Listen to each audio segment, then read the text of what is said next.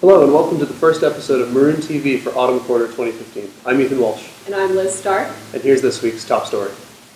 On Wednesday, University President Robert Zimmer announced the founding of the Pearson Institute for the Study and Resolution of Global Conflicts to over 1,000 students, faculty, and community members at Mandel Hall. The Pearson Institute is part of a $100 million gift from the Thomas L. Pearson and the Pearson Family Members Foundation, and will be the first institute of its kind dedicated to finding an end to the international violence and global conflict. The Pearson Institute arrives at a crucial time in history, as Thomas Pearson cited the growing refugee crisis in Europe, the threat of ISIS in Syria and Iraq, and drug cartels in Mexico as pressing challenges facing the world today.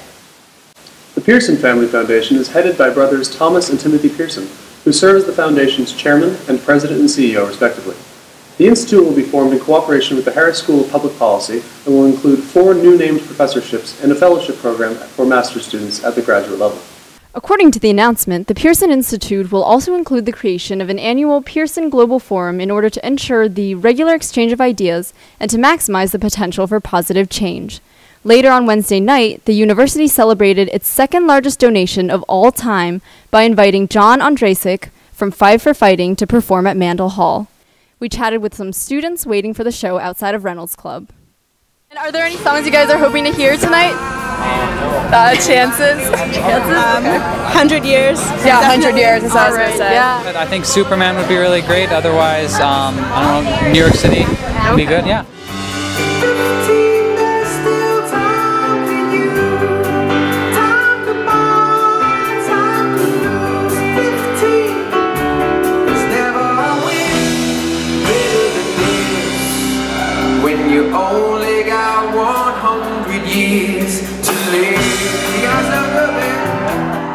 I'm Theresa Yuan with Maroon TV, and I'm here with John Ondrasik from Five for Fighting. Hi, it's a pleasure. Pleasure to meet you. It's amazing to meet you. Thank you. Okay, so first question is, can you talk a little bit about your current / upcoming projects? I know you've always got a lot going on. You know, it's different now. I've been making records for a while. As you said, just told me you heard Two Lights in middle school. Yeah. Yes, my songs, you guys, some you knew when you were 4 years old and you didn't even know it. But I'm doing some different projects. I've always wanted to write a musical, so I'm writing a musical. I just sold a music-driven television show, kind of like a Fame Meets Dead Poets Society. And last night I had a quartet show in Nashville. So symphony shows, quartet shows, different projects, but still writing songs and still making music. Right, right. And yeah, I've looked at your schedule a little bit. So how is it different performing with quartet and symphony shows rather than solo? You know, every permutation of Five for Fighting is fun. Like to have the band, it's a rock show, it's fun. To do an intimate solo set by yourself, frankly, that's how I love to see my favorite songwriters, like seeing James Taylor with guitar, there's nothing better.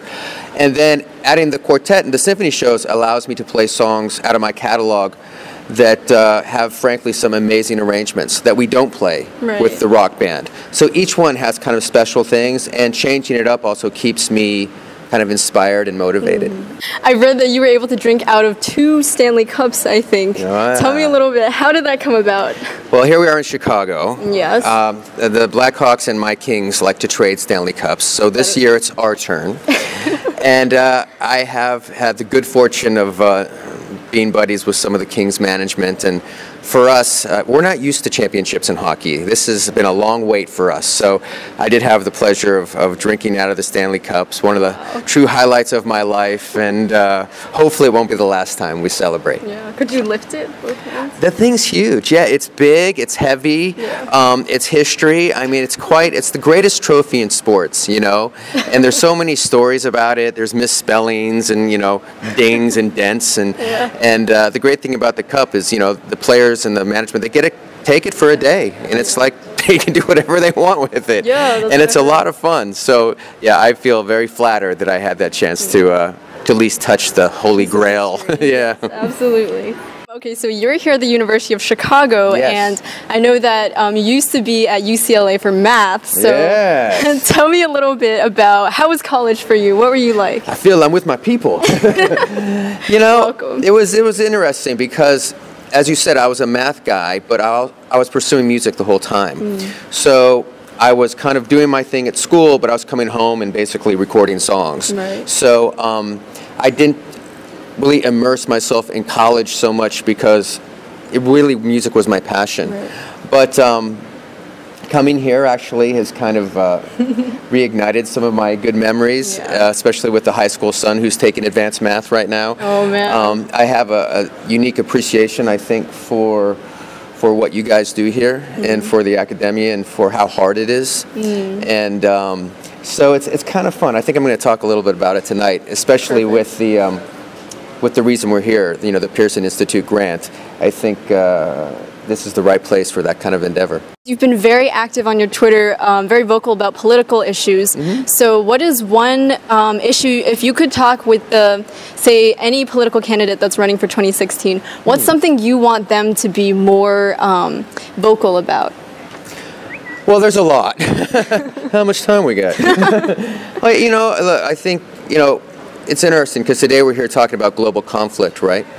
And I agree with the Pearsons. I do think it's the defining issue of our time. Just today, we see Russia bombing in Syria, supposedly bombing ISIS, but they're not.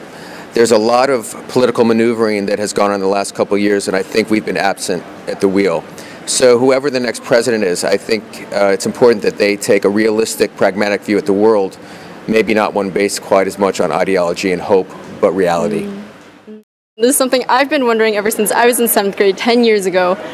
What is going on in the ending of Two Lights with that last line, his eyes burn?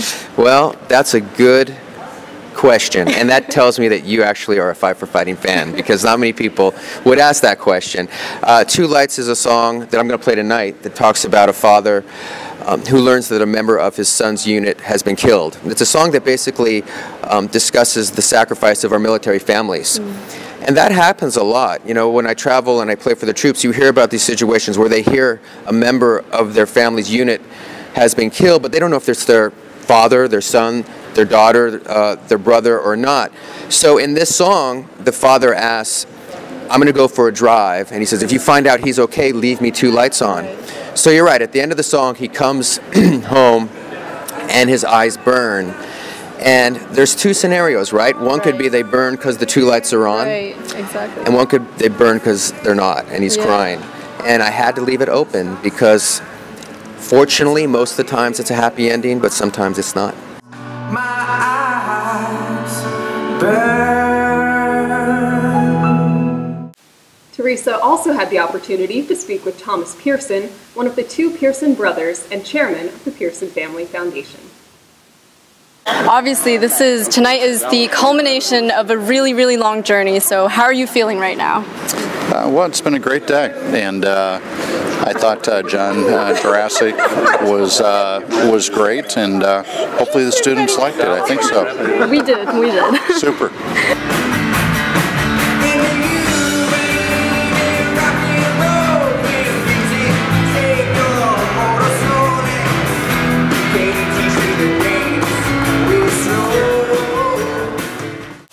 Thank you for watching this week's episode of Maroon TV News. I'm Liz Stark. And I'm Ethan Walshe. Have a great week in Chicago.